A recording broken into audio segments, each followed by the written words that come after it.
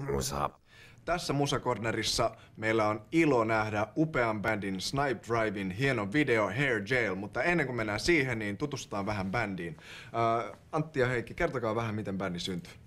2001 perustettiin bändi ja silloin kokosin oikeastaan, taisiko olla Pasin kanssa, tämän nykyisen rumpalinkan kanssa vähän bändiä. Ja sitten pyydettiin tietysti Veikka mukaan. No te olette siis veljeksiä. Oletteko te jossain vaiheessa kilpailu siitä ikään kuin, soittotilasta kotona tai jotain muuta vastaavaa? No ei.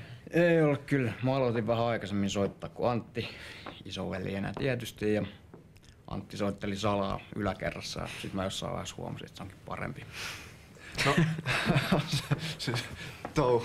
Mut hei, mitäs siinä vaiheessa, kun Snipe Drive perustettiin, niin tiesittekö te, että teette levyn? Ja jatkatte sillä tavalla, lähdette kiertämään ja näin poispäin? Se tuskin oikein ajateltiin ihan silleen kyllä. Se lähdettiin. Tiedettiin, että tehdään demo. Joo. No hei, me nähdään kohta tehdä video Hair Jail. Kertokaa vähän sen tekemisestä ja miksi karhu? Miksi ei karhu? Niin, totta. Niin. Toi karhukin taisi syntyä siellä kaapelitehtaan sessioissa jollain tupakkatauolla, että ruvettiin fiilistelemään, että tohon biisiin sopisi joku karhu.